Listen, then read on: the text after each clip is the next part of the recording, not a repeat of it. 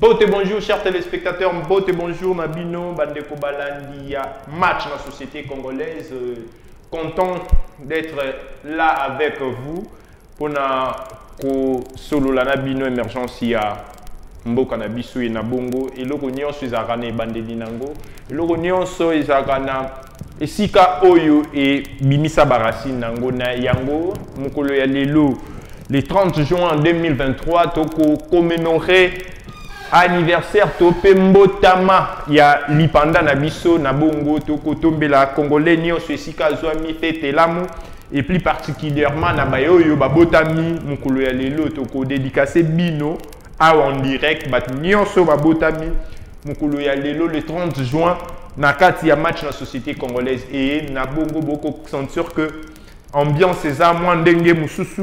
On a eu le discours du chef de l'État, plein de discours. Il y a bae oyo baza ba autorité topé ba leader ya opinion oyo ba se prononcer na bongo. Aujourd'hui, nous allons faire le bilan.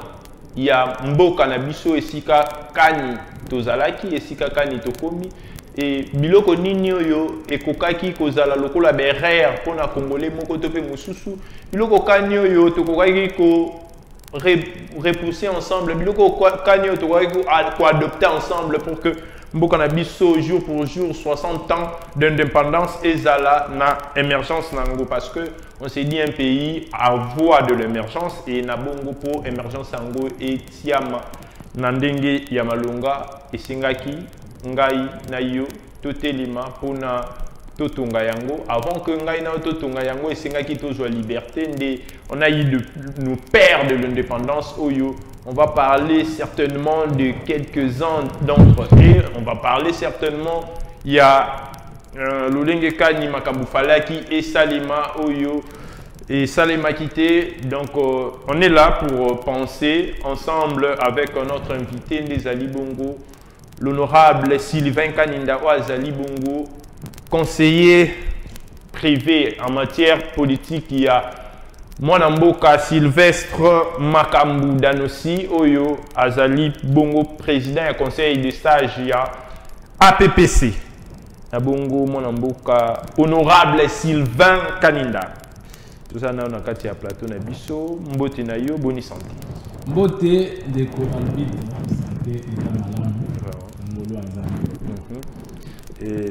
Feti ya lipanda elamu na lolenge toko lobelango na kati ya Mboka Nabiso et aujourd'hui comme nos invités l'ont si demandé, il faut utiliser vraiment des termes appropriés. Vous allez comprendre que honorable Rosala plus francophone que avant Nabongo honorable dès l'entrée des jeux déjà to pesayo maloba pour nous souhaiter ba congolais et puis autour na yo pour na yo étant congolais, étant leader d'opinion, étant un représentant, il y a Batou.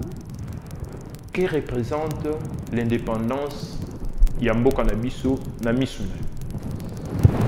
Matondo mingi c'est arbitre pour inviter na sur na plateau yo plateau kitoko. Kosolo la makambo ezotala 63 ans. Voilà. La prise d'indépendance ya Mboka Nabiso Congo. Voilà. Na lobaka que Congo oyo tozaka nango mibale te ezaka oyo seule patrie oyo nzambe apesi biso vraiment ayebi ntina nini apesi biso bacongolais bazalaki na capacité ya kopesa mpe baindien balibanais bachinois vraiment nalobi napesa Congo epa bayimboka po ayebaki ke basylvain lokola biso tokozala vraiment lelo lisolo eza awa eza ya 60 ans d'indépendance, Oyo Tozwaka depuis le 30 juin 1960. Ils sont au Botanakité, mais toute histoire. Maniolango, les lots, comme il la capacité à Kolobango. Voilà. Mobutu Toko Sam. Voilà. Toko Sambo, on a une madame na Misatu, 63 ans. Les amis, il faut se coller. Total ça, dans 63 ans, Congo Nabiso. Et quel bosso, les gens disent. Voilà. Na pesi ba oignon sur ba congolais, joyeux anniversaire 60 ans d'indépendance. Et surtout, na Oyo Babengaka, le premier citoyen congolais. Voilà. Nous avons plus de 80 millions, mais il y a le premier citoyen. C'est-à-dire, moi, Lamboka, président Nabiso. Voilà. On a participé, joyeux anniversaire, na ba Onyonso, bazo dirigé ba institution Nabiso. Voilà. Pour bazo lingé que Mboka Nabiso et tambola madame et Kenelimonso. Vraiment. Voilà, honorable, to Zanabino a na kati ya plateau, ndenge kaka tolobaki que après vos souhaits, aperçu Nabino topé le lenge Nabino ya ko kanisi la mboka na biso. Deti boye, vous avez évoqué qu'il y a 60 ans, il y a indépendance où ils allaient bongo bane mibu ndenge to dengango na lingala oyo to utaki na kati ya esclavagisme tokolo bana kati ya colonisation et le 30 juin to juillet indépendance na bongo po na bino batu nini oyo congolais attitude nini fois zala nango 60 ans après ya kozala un homme libre ya kozala un citoyen dévolu ya mai oyo ya kosa. Tout d'abord, monsieur le journaliste, na koki nanu kotalisa ba avantage ya indépendance na biso banda tozwaki yango na 1960 ti lelo tokokisi 63 ans. Voilà. La souveraineté de l'indépendance. Voilà. L'indépendance a permis à la RDC de devenir un État souverain. Voilà. C'est-à-dire, indépendance et permettre na RDC et à l'État moko o azana makoki yaye moko ya kozwa décision. Décision wana akozwa ngo na politique na ye, pe o ezo tala économie na ye sociale. L'identité nationale. L'indépendance a renforcé le sentiment d'identité nationale congolaise et la fierté d'appartenir à un pays indépendant. C'est-à-dire, biso ba congolais to dépendre pas motuté. Tozo dépendre et pas na biso moko.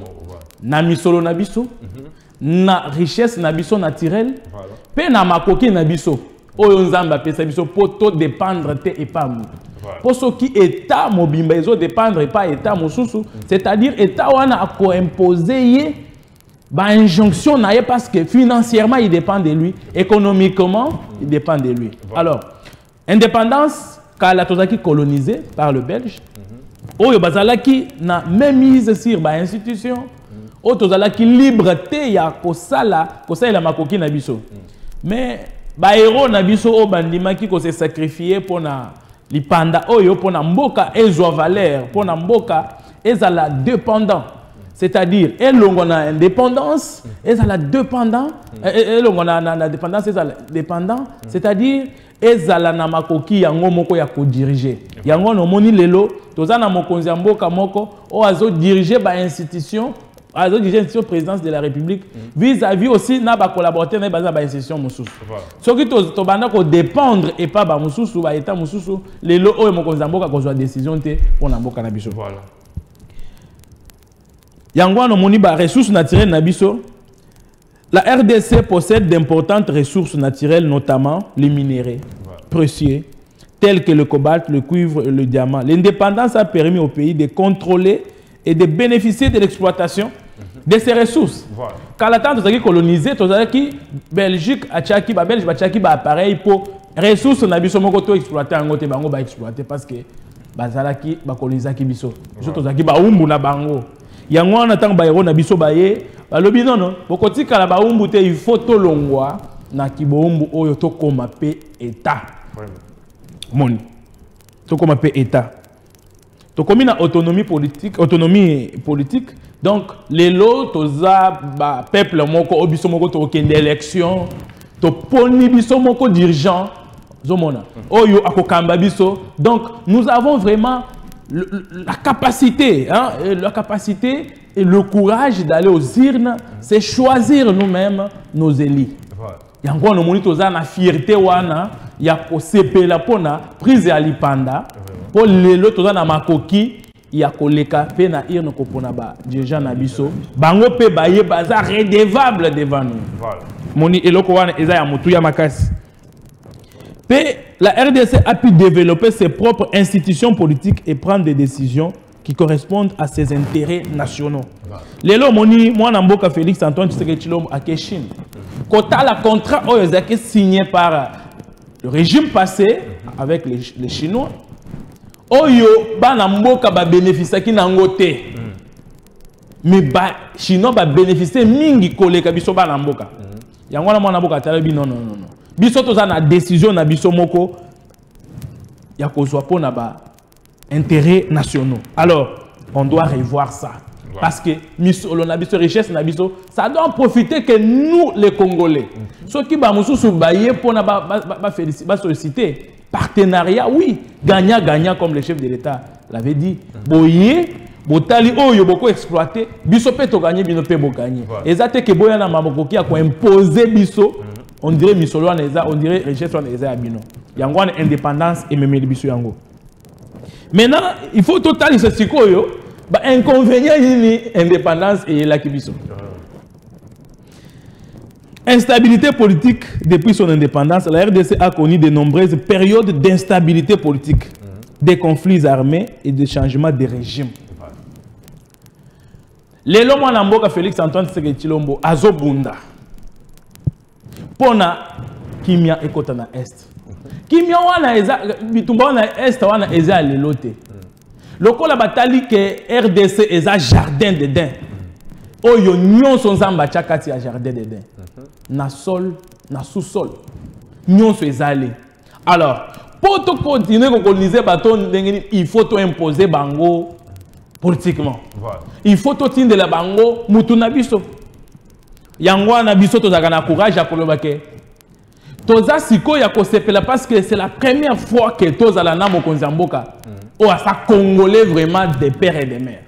Parce que quand la banda prise de dépendance, toza na bapaya, banda ko imposer biso, bazoya, bazo imposer biso, mais les loto lobi non. Biso mokoto pona congolais oyo ayebi pasi ya bayimboka. Voilà. Donc inconvénient wana kalazaki baye batie tina ba institution. Au monde ba président cour constitutionnel, ba paya. Au monde ba ministre affaires ba paya. Au monde ba premier ministre ba paya. Donc les londe au monde penza au l'équipe ba yebso ke au ministre tel au danosi makambo pa bango eza na ngaba boye boye. Mais quand les anaki ozo mona kaka baye na ye. Batu baye na inde ba yebi place ba joie. Donc ezo pesa biso e bando ko déranger biso mingi parce que mu paya soki azo diriger institution akotala kaka oyo ezo leka na mboka na ye. Soki amonike mboka na ye eza na kokosona vis-à-vis na Congo, il faut privilégier mboka na ye wana, c'est-à-dire omoni ba minere na biso e banda kokende. Soki tozongi sima muke kokota ya musée Laurent Désiré na mboka oyo et créer vraiment instabilité totale. Parce que à kota na guerre pour na ko bengana Mobutu Ozaki en place. Voilà. Après koya na ye na ba contrat signé d'une manière illégale pour na azwana no bokonzi après eye kozwa kosala ko imposer que ba minere na biso banda ko kende ba imboka bala lanzala. Ko banda wana ti oyo aye ko remplacer ye intérêt à congolais ezaka garanti. Voilà. Alors des conflits d'armée, on moni ba armée na biso ezaki infiltré totalement. On moni troupe mobimba donc congolais azate. Pourquoi? Parce que bazaki na kanda ya kokabola mboka na biso. Et to moni motema malamu oyo mwana mboka Félix Antoine Tshisekedi Tshilombo aye nango. Kokota na ye mbala moko azwina nu mboka mobimba achango na maboko nzambe. Parce que mboka ezalaki pena na maboko ya diable. Comment ça? Biloko ebanda kotambola bien te. Donc il faut d'abord revoir des alliances envers d'autres pays parce que diplomatie ezaki ya kokata. Ozo mona mboka oyo mboka mobimba ezana un problème na Israël. C'est biblique. Ce qu'on a bitumba na Israël, c'est-à-dire ozo attaquer Nzambe. Il fallait qu'on zongue ça diplomatie ou une relation entre Israël et la RDC. Donc après tout ça, il fallait qu'on mboka mobimba ko tcha on a maboko Nzambe parce que tout pouvoir vient de Dieu, notre président saint chrétien. En reconnaissant la valeur, en reconnaissant la puissance, et puis de quoi Dieu est capable pour ces pays, c'est comme ça. Lobby, Nachana Numboka Namabo Kwanzami, pour Oignon se Kosalema. À ça la prière moko, il y a Kafuka prière moko à ma casse pour la Koloba. Seigneur Jésus, je prends mon trône, je te le donne. Prends ma place et règne. Et moi, on m'a battu, on a besoin d'attaquer mon conzamo, on a besoin d'attaquer des amis pour trône, des amis de Moutazawana, à ce dirigeant. Donc, cette stabilité a eu un impact négatif sur le développement économique et social du pays. Corruption et mauvaise gouvernance. Ceux qui ont moni bapaya bazana pouvoir, bazana gouvernement. Donc, bakoyo kaposa oyo peuple congolais azana ngode. Bakocha ya bango po bazana bolingo ya mboka te makila na bango eza congolais te. Yango no moni APP story amour du prochain et de la patrie Congo. C'est-à-dire ce qu'on a na bolingo olinga patrie na yo. Mais ce qu'on a muto patrie wana te okotika la bolinga ngote. Lelo to ko envier États-Unis, Chine et tout autre. Mais toza na makila ba chinois te. Vraiment. Tant bitumbe sala megono to ko takate. Tant bitumbe attaquer Ukraine wana. Yo yoki congolais azana Ukraine akeko bunda. Non. Donc la RDC a été confrontée à des problèmes persistants de corruption et de mauvaise gouvernance. C'est là à travers le développement du pays, détourner des ressources et ni à la confiance des investisseurs. Investir Babana Koyate, Babana Koyate pour Bakoya jamais qu'on investit place Bitumba Ezali. Pauvreté, inégalité. Malgré ses ressources naturelles abondantes, la RDC reste confrontée à des graves problèmes de pauvreté et d'inégalité. Une grande partie de la population vit dans la pauvreté avec un accès limité aux services de base tels que l'éducation, les soins de santé. Les lots chefs de l'État a joué un pilier, un projet d'urgence. Gratuité de l'enseignement pour Bana Batang. Parce que plus de 4 millions et ça qui Bana Bazana Nzela Bazotanga télé le bino pour na ko benda bano sabaya kotanga. Faut que tu aies gratuité de l'enseignement. Les lots gratuité ezali na yoki ministre ya FPST Tony Mwaba o azo bunda mingi pour na biloko wana et kende liboso. Alors plus d'1 million si c'est 800. Bah comme kotanga. Nous sommes na balabala. Parce que gâté les quitté. Bah par exemple na makokité batangi sabana bango. Lokolo totana gouvernement moko oyo ezokamba na leadership ya mokonzi mboka chef de l'État lobby. Il faut qu'on mette gratuité de l'enseignement en exercice pour que bana batanga bazo ni bien. Côté santé au monique chef de l'État tala mama yemo réhabilité les lots construction et habitation ils aussi so ke mujimai okuta hôpital les autres ngama so ke na kabeka donc ba goma ba hôpitaux les autres parce que ceux qui santé ça bien ceux qui mutu ils ont réfléchir donc le moyen à développer mon cannabis. Voilà, merci beaucoup mon amboka Sylvain Kaninda. Avant on continue na ko étaler page na yo au sali par rapport il y a indépendance parce que j'ai étudié mon objectif bien que vous êtes du pouvoir mais donc on sentir vraiment que le bas maïo population à vivre mais nangina na le bailo komoko par rapport il y a page na où établir aux défendre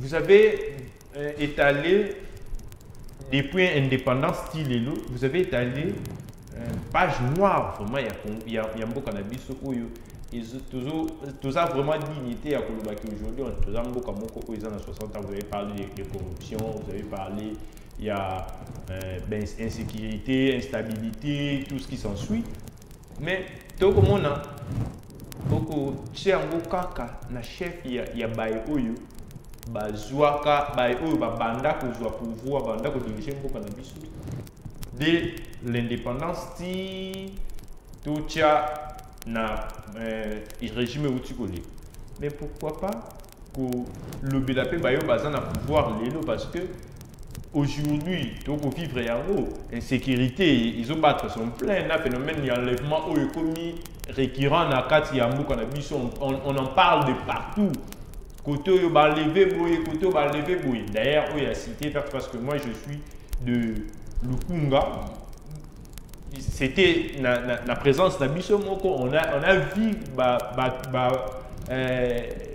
gens y a en société congolaise puis ils ont vu comment est-ce que ça s'est passé. Et aujourd'hui, Mekakotali Sabiso que c'est plus l'autre Azan qui biso toza par exemple mais comment on a eu la gestion na yo ya qui manger donc comment on a été eloko nini oyo échanger par rapport à tableau oyo au procès art notamment moi ba point mike au beaucoup tanga a beaucoup comparant est-ce que ils sont vraiment suffisant par rapport à problème au Congo cannabis République démocratique du Congo et na souka consulter ceux qui faut couper sa âge par rapport à problème au Congo cannabis ceux qui couper sa âge et indépendance au photos à la parce que Moutou a 60 na 63 ans alors Moutou a na maturité là Moutou a na bana ba couper déjà mais ceux qui biso to ala ba to ko ko bota ba fruit wana te okomona te ke RDC alors za non miné. Merci de co-arbitre. Nathalie ici avantage et inconvénient et indépendance. Makambo oyo natangi côté inconvénient. Soko taliango bien moi na mboka Félix Antoine à mettre biloko wana en marche pour biloko wana esila. Tolobeli makambo ya corruption, détournement. Est-ce que yoka régime passé au yoka ki IGF? Ça existait. Les lots Timouana il y a 4 ans à Ebiji la linguette. À Ebi chef. Pourquoi? Parce que moi, je suis que pour commettre fin à Bilok Oyo, il faut que ça la institution moko boyo oyo ko kangani ibi. O kene na contrôle. Oyo ko tala que place oyo détournement il salemi. Place au détournement et salemi mbongo e ba financer il faut contrôle moko ezala po mbongo wana échapper te. Les lots ba installer IGF. Yo moko moni IGF ezo kanga. Kala tobanda ko mona prison à Makala ya bao ba yibaka ba chombo. Bawe ba yibaka batu bakabelo na wenze mais lelo okokuta pe que o azaki ministre akangami po a détourner o azaki conseiller akangami a détourner o azaki député akangami a détourner o azaki beaucoup mes ainsi de suite. Donc c'est pour dire que l'État congolais a tali à lobby que justice eza kaka pona ba commettre des mortels justice il faut eza la paix ba homme en cravate. C'est-à-dire aux âmes consultants immunité au yibi bakangeo aux hommes. Les lozomona na lobeli makambo ya ressources awa ya ba richesse na biso. Tango prise d'indépendance après koya ya musée. Tozaki na société je kamini. Tozaki na miba. Ozomona lelo batu baye kotonda Kinshasa pourquoi parce que baye capitale pour vivre na oyo tozalaki ko vivre na province. To bana ko envier Kinshasa te capitale. Chaque province s'est contentée de ce qu'il avait. Parce que chaque province était autonome. Baye, babomi autonomisation wana pour batuto babanda ko dépendre na gouvernement central na Kinshasa. Lelo moni miba ekufi. Jekamine ekufi. Bazili sous miba wana basali sous-traitance. Ba sous-traitant. Et comme bassasine. Mais ça, si on a exploité minéraux, ils ont bénéficié pas banal. Ils payent nos frères des miettes, mais ils ramènent des sacs de minéraux. Vous comprenez? Donc, c'est-à-dire, ils sont venus nous aveugler. Vous comprenez? Donc, ils exploitent pas mal nos ressources. Et puis, ils exploitent, ils découvrent encore d'autres minéraux. Ils découvrent encore d'autres minéraux. Voilà la situation qu'on a de voir à Kinshasa. Leur façon de construire. Au comme on immeuble moulaï boyeme, au yebate que moulaï est l'icône de moulaï zanase. Toza mboka moko beni, to yebite tango ba nango moulaï wana c'est ce qui bazo exploiter sous na wana. Donc ça nous dérange tellement, ça nous dérange. Toza na makoki wana intelligence ya ko exploiter minéraux et richesse la biso moko. Mais pourquoi on n'arrive pas? Parce qu'on nous a infiltrés. On nous a infiltrés partout par les gens de mauvaise foi qui n'avaient voulu à ce que notre pays soit développé. Quand nous parlons de 63 ans de dépendance, je ne sais pas, un homme à l'âge de 63 ans, c'est-à-dire s'est développé. Il reste combien pour l'esprit de vie, d'expérience de vie? Selon la Bible, 76 ans. Mais quand quelqu'un à l'âge de 63 ans, c'est-à-dire à Bali, à Boti, à Sali, et il y a 2 ans pour qu'il y ait des retraites, passion. Mais nous avons 63 ans Oyo tozo mona 63 ans, c'est comme si elinge banda ko luka moi ko développer na régime oyo. Tozalaki na 18 ans sacrifié comme ça sans rien. Avancement ils allaient quitter. Mais tout le monde va payer 50 ans va développer mais biso toza na 63 ans 207 eboula kana nzela. Ba mi to wana benga ka bagomi ce qui est anniversaire ya Mobutu ya 40e année. Ezo boula kaka. 63 ans oyo ezaka kolela. Ozomona. Donc 63 ans c'est comme si ozomona eza na batu mususu odeleliye pona chik afutelio classe wana peso minerval wana frère wana mais alingité ozwa. Ozomona. Donc c'est comme si indépendance il faut to bandele kozwa ngo lisusu ou bien tozwa kango mabe. Ozomona. Lelo yango ozomona mokonzi mboka Félix Antoine Nathalie alobi il faut to sala récapitulatif. Total nini tambola kité total nini tam. Mboka na biso ezaki kala partout ba mindele. Mais esprit on il faut ebima biso na mutu. Ozomona ta na ba konzi na biso. Soki oye mutu mwindu indien libanais boye koloko audience omona kaka libanais à côté indien à côté yo mutu mwindu tikali. C'est-à-dire basé na conception kaka ya peau. C'est basé mona peau ya pembe ne ko sala nyonso. Mais na baboka na bango. Biso pe to décider. Donc il faut te revoir façon na biso ya ko se comporter. Yango na monimo na mboka tango aye à l'ancien bala moko système structure de changement de mentalité. Pourquoi? Parce que atali que pour être développé il faut mentalité na biso échanger. Au moment où tu as colonisé. Bana ko beta ko zairo ba beti lobby aye les sous-soutés. Ba beti lobby azongi sous c'est-à-dire tesi ya konsakanate. Mais biloko na zongi biso sima. Il fallait qu'il 63 ans oyo to pesa bilan. 63 ans tala to zali chemin de fer. Tala to salibo. Tala to cheba autoroute mais lelo eloko ezate. Donc yango no moni mwana mboka Félix Antoine Azana bolingo wana yake soki azongi sima ko banda otala mabeba o basali akanga bato ebele bakoloba acharnement. Or azana temps wana te faut atala ndenge nini ya ko revoir pour toza la paix totanga ma paix lokola ba question de priorité en fait. Il faut prioriser le secteur. Il faut prioriser le secteur.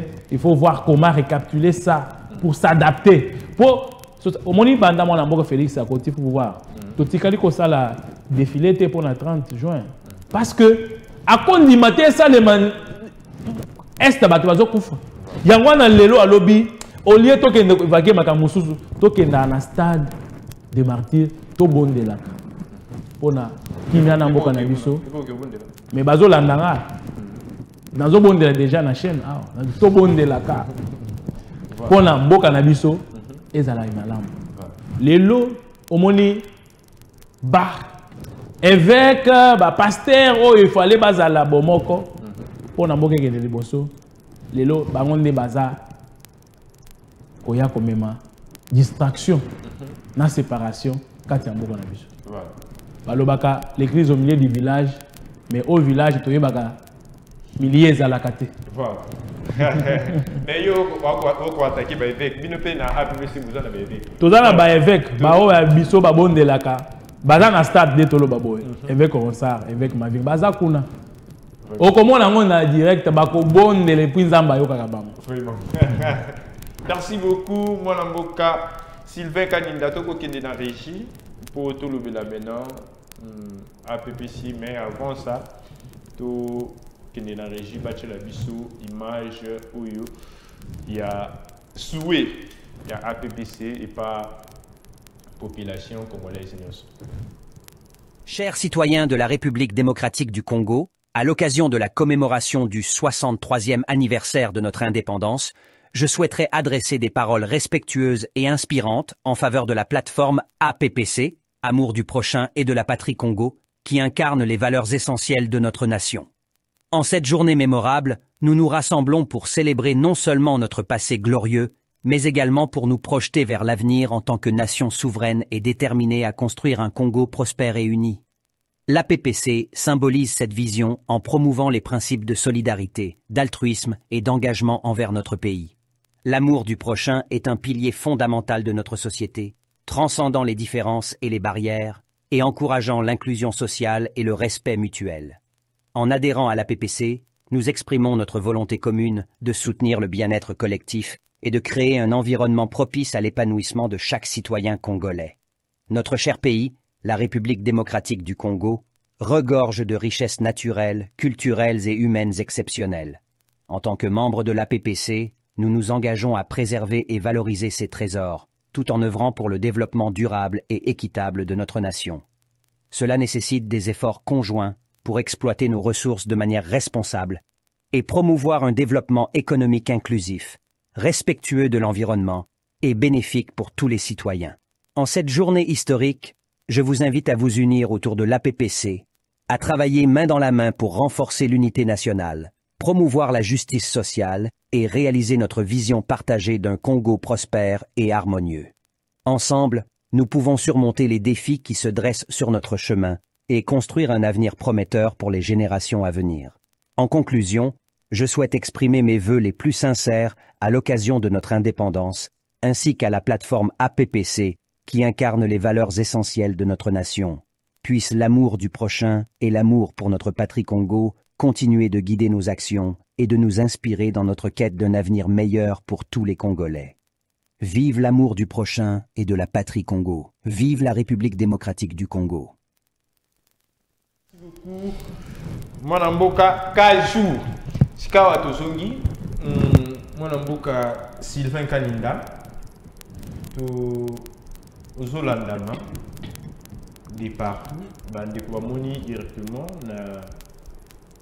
na ba etando na bango que APPC oyo souhaité bango nani. APPC yango oyo nanu ba connaissance nango mukie grâce à vos interventions ici dans le plateau, parce qu'on a aussi des demandes d'adhésion à APPC seulement. Il faut qu'on ait la procédure pour na APPC, mais quand il a bien la porte, c'était au moment opportun, au honorable Sylvain Kaninda. Na bongo, tozonga susu, malam, au manuel la biso APPC. Et là, quelle est la part de APPC na indépendance au mboka na biso et pour vivre? Merci beaucoup, Ndeko Albitre. APPC est une plateforme extra-parlementaire, politique et sociale. Oezo Kambama et pas moi Namboka Sylvestre Danossi Makambo. Oyo Azana Bolingo. Bolingo ya mboka na biso et Kende Liboso. APPC na biso plateforme est différent. Na ba plateforme mosusu. Oyo bango baza kolobelaka makambo politique. Mais bazo le makambo ya socialité. Yango wana mwana mboka Sylvestre Danossi Makambo lobby. APPC kotika la kaka makambo politique, il faut toucher social. Tant on a moni liste ya ba parti politique 931 partis politiques. Nathan lobby 931 partis politiques. Mais tous dans la société mi balete. Il y a bana mboka, c'est-à-dire société ya ba congolais. Biso tozaka na ba parti politique. Soki ke ndenge tozo créer ba parti politique ou tozo créer pe ba société. Ndenge tozo créer ba église bo tozo créer pe ba société. Mais tokoleka ba Nigeria, tokoleka Chine, tokoleka États-Unis. Volonté ezali ya kobimisa mbongo kobimisa parti politique. Ko implanter parti politique. Ko luka ba siège ba bureau partout dans les 26 provinces. Ce qui volonté wana eza que to implanter biloko to sala bilanga. Mais mboka na biso il faut elobama. Voilà pas facile. Il faut elobama que Congo inondation ya biloko kolia. Faut bamboka mususu ba banda koya ko biloko wana. Tout le monde a un chef de l'État mususu ce que moni Thomas Sankara. Babomie kaka po ba moni ndenge développement et que ndambam. Kaka na bilanga. Ozomon. Mboka na biso toko vivre kaka na minéralité. Toko kende pe bilanga. Ministre nyonso na bilanga. Député nyonso na bilanga. Bourgmestre na bilanga. DG na bilanga. Et ba université ba recteur na bilanga. Au moins que tant que comme saison il y a récolte inondation que ça la makasi. Wana to ba to leka na media bo to benga me ba ende boya masangu yango yeleke belé. Yango na bolingo mwana mboka Félix Antoine Tshisekedi Tshilombo ayenango. Bolingo wana ezakati ya mwana mboka Sylvestre Danosi Makambo. APPC eye ko rénover. APPC eye na makambo asika. APPC eye ko talisa ba imboka que total là l'état te. L'état ezanani eza yo ezanga. C'est-à-dire bisopé il faut total oyo nini bisopé to ko sala. Parce que exactement que l'état a habilité à kosala nyonso. Et ça n'adage moko o américain azoloba. Kozela kaka te oyo États-Unis kosala la yo, mais yo pe osala les États-Unis nini. C'est-à-dire to ko balolango poko loba. To zela te Congo et ça la biso mais biso pe to ça nini. To ça la paix Congo. Congo est pesi biso nyonso. Congo est pesi biso liberté oyo to kominango. Mais biso pe to ko pesa Congo nini. To balola ta mabele ya Congo te. To éliminer ta bazamba. Soko yoki enlèvement ba ke zamba tel. Enlèvement. Soki zamba wana eza bilanga. Soki zamba wana eza ferme. Ba koko tete. C'est-à-dire to zan tellement na brousse belé que habitation. Arbitre soko zo voyager mataka avion. Kota la mouvement ya pilote te yo balola misu na yo kaka na fenêtre ota na 7 ans ozo mata.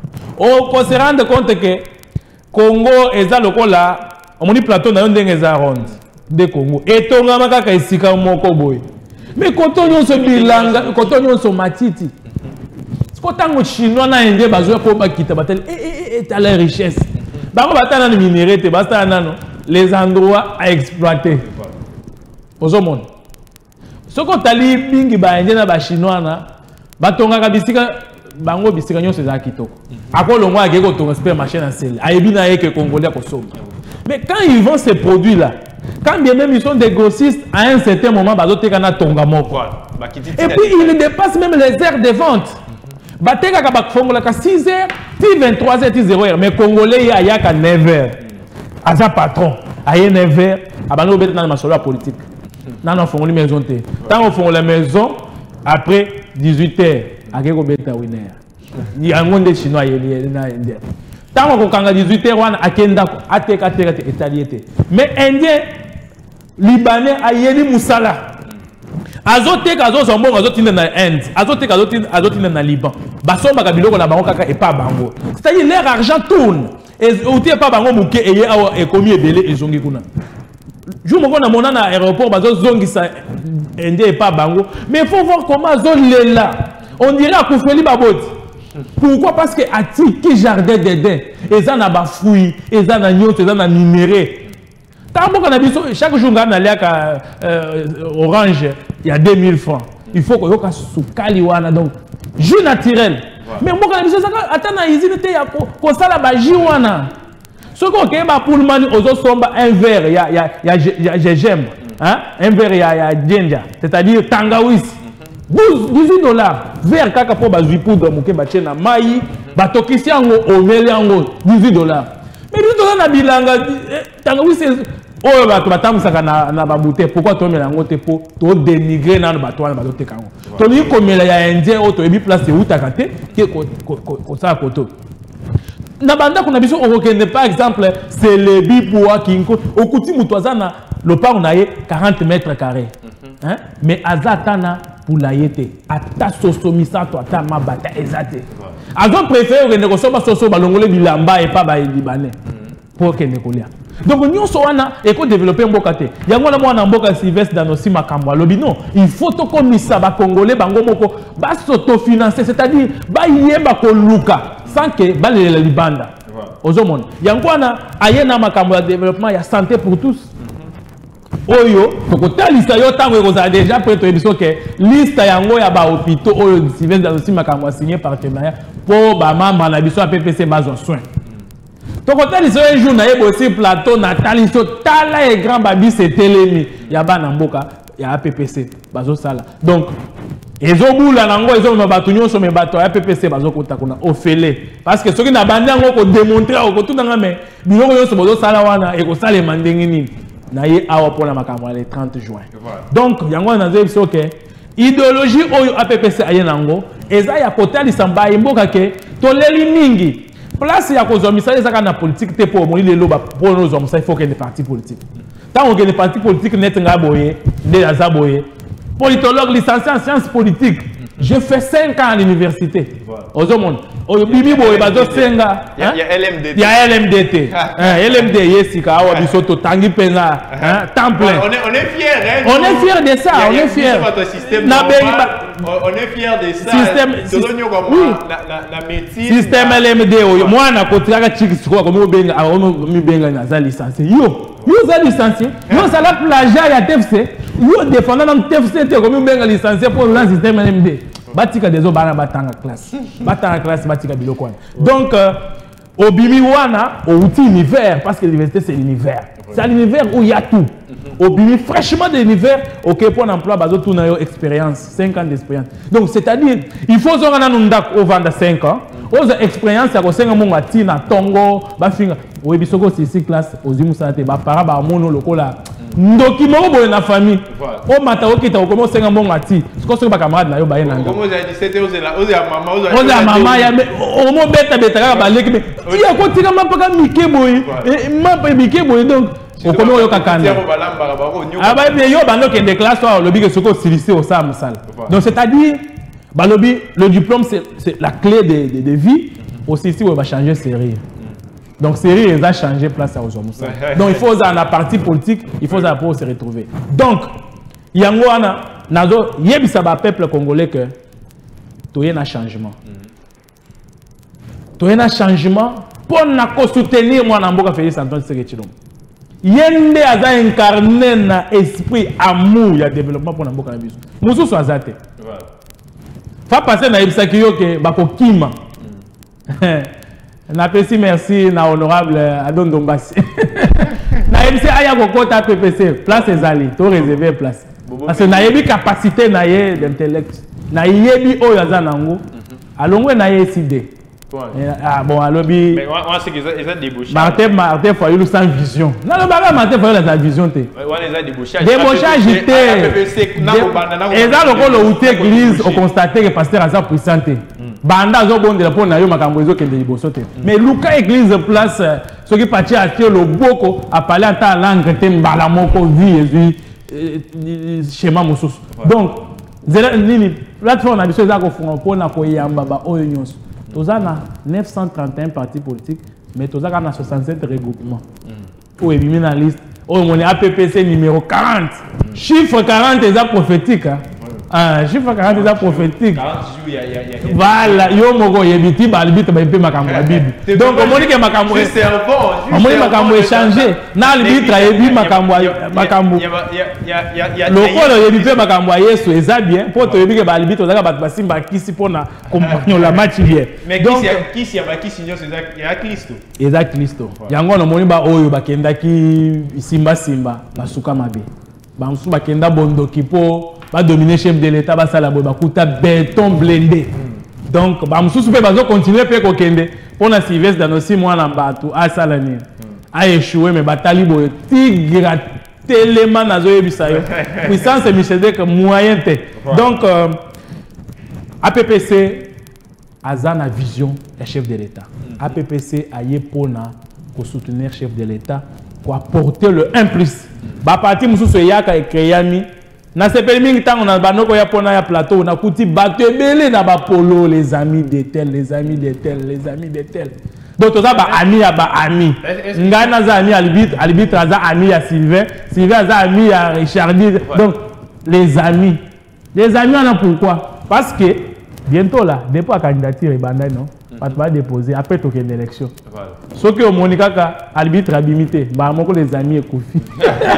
Amitié wana eza ya pouvoir ce qui na za ami na yo aujourd'hui c'est-à-dire au kanisanga. Voilà. Donc deko arbitre makambo na zoloba oyo eza histoire te eza makambo eza vrai. Donc APPC azana kanda. Voilà. Au comment on a bilili na stade de Martyrs ndenge drapeau ezopepa. Pembe.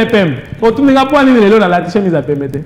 Zela pe otala mokonzi amboka na stade au mona olatani. Donc oh ça Saint-Esprit. Oh ça Saint-Esprit. Yo so koza connecté na esprit ya Fachi Beto on comprendre. Si na matière d'habillement on comprendre là Beto le loko beta 4 poches. On la ngo beta présidentielle. Pour tous na président moko le Bogard donc en tout cas Azamou Namboka vraiment. Moi, Vraiment, merci beaucoup, honorable Sylvain. Et un clin d'œil spécial à une personne très importante. Moi, c'est comme on l'appelle affectueusement Cécile. Oazolanda Bisso. Et elle m'a demandé, il y a posé une question. Pour lolenge bozo lobila bozo kumisa APP na bino sikawa toko kende na ba élection toko kende na bino boza parti boza plateforme regroupement boko kende na ba élection lolenge kani boko sala pona ba leader ou ba kuya et pas na bino notamment est-ce que vous avez beaucoup aligné bango na vue à un parti politique ou beaucoup tika bango kaka na ba parti na bango mais bo regrouper bango et si ce que vous savez dans sens parce que le mandat qu'on donne on donne pour un regroupement ou pour un parti politique bino ce que vous savez il faut que regroupement et aligner ba candidat tous en union sacrée n'est-ce pas ba liste union soit na ba député quand tu viens au sein d'un regroupement parti na yo ekoyi. Donc, vous allez aligner au nom de regroupement. Voilà. Au sein de la plateforme APPC, il y a un regroupement. Et puis, APPC, regroupement. Au sein de ce regroupement, il y a des partis politiques qui ont adhéré à la vision de l'APPC. Ah! Mino. Oh. Mais, débauchage de Makassi. Non, il y a débauchage de comment Mouto. Mabota Milobité. Il y a Congolais qui a changé de nationalité à Gabon. Il est à Botama. Après l'Iwa maman naïe. Donc le roi APPC, ala maman y a parti politique au Botamakana. APPC Botamakana. APPC Botamakana depuis 2019. Aux hommes. APPC Botamakana depuis 2019. Donc il fallait tout le temps il y a quoi implanter en aux hommes. Donc pour Oboya APPC. Et donc, ils ont amour du projet de la partie, c'est-à-dire aux Andoki à Congo. C'est-à-dire que nous sommes à Mboka, au Congo. Nous sommes à Lingui Ndekonaye d'office à côté PPC sans toutefois pousser. Donc, nous avons Lingokaka, Yamboka, Ndekonaye à PPC. Ce qu'on a c'est-à-dire au Lingimboka. C'est-à-dire que Lingimboka, c'est-à-dire qu'il faut olinga mutu oza mpanzi na yo prochain na yo olinga mboka na yo et puis mboka ezaka Congo to olinga na le lisusu vraiment yango moko nzamba pesi il faut olinga la Congo to na 9 minutes presque pour na aussi sa émission mokola lelo et na 9 minutes on a tellement qu'arbitre la ramonter momala mingi na repesa yo na 9 minutes na repesa yo 7 minutes. Il y a la symbiose, la synthèse, il y a une union suivie. Na ndeto bande ko lobi la lipanda na mai otolobi pour na APPC. Na mukuse pour na ko sala analyse ou synthèse ya oyo na uti ko loba awa pour na indépendance. EPC biso esengote ya ko koma le 30 juin ko lata polo Kotongise Lamba, Soki, to sali bilan, il y a prise de l'indépendance, il est là, avancé, moko exaté. Donc il faut, la journée, moko sur to komi, il faut to balaga coller là. Tout à l'heure, 63 ans. Vous avez le bâtiment en ayon nanda, à peu près 63 ans, à balité, à botité, à zu moussalate. Est-ce que moi, il faut to bengaye, on peut l'appeler comment? Soki prématuré, non, prématuré pour tout est. Il faut que vous ayez morné. Vous avez au bâtiment, au colisée 63, c'est-à-dire au perdre vie dans mobile. Mais ce qui au bâtiment, 25 à 6 places, 30 ans, docteur, à l'hôpital. 50 ans, au moni au bakoko bazoya, yo moko qui n'est pas moi na yo senti que voilà c'est la vie. Parce qu'à 63 ans on prépare déjà la retraite. À 63 ans on prépare déjà la vieillesse. C'est-à-dire il faut bien préparer ça. Sauf qu'on conquise 63 ans on sait le côté. C'est-à-dire yo ko ça ka le côté. Mais quand même la politique repêchage les alaka moni to moni pépé lunga à l'âge de 80 ans à comme premier ministre. Ou la politique pour âge exact. Mais concernant l'administration, à l'âge de 63 ans, déjà, tu as 2 ans. 63 ans, on va préparer déjà moyen de retraiter. Voilà. Parce qu'à 63 ans, à ta façon d'aller pour réfléchir, et ils ont changé. Donc, il faut tout bon le lengue nabiso, il y a côté la makamu, il y a comment la makamu. Et ça, 30 juin, il y a Souka. Poto kota manda ni balé ya mokonzi mboka Félix Antoine Tshisekedi Tshilombo otozo pesa ye na bolingo na makoki na nyonso énergie nyonso totie poto pesa mandat wana oyo le 30 juin ya suka ya premier mandat na ye ozomona. Donc c'est-à-dire il faut être à la début lobby les 31 ceux qui vous allez 30 ceux qui les premiers et il faut être à la début à succès. C'est-à-dire il faut to bana kotanga sur lobby total ba avancer. Ce qui est commis 2024, total score, le 30 juin 2023, 2024, voilà, échéance wana et le komoko esali. C'est-à-dire, et le quoi libosé ko salema, ya malamu, oye ko sepelisa ba congolais nyonso, ba yimboka nyonso eza victoire, deuxième victoire, ya Félix Antoine Tshisekedi Tshilombo. Voilà. Première Yangwana. Voilà. Donc Yangwana une démarcation. Il y a deuxième mandat, pour deuxième mandat il faut aller elengi makasi pour to kozala na ba Sylvestre dans aussi makambu. Ba Sylvestre kaninda basi na kozala bureau d'agent.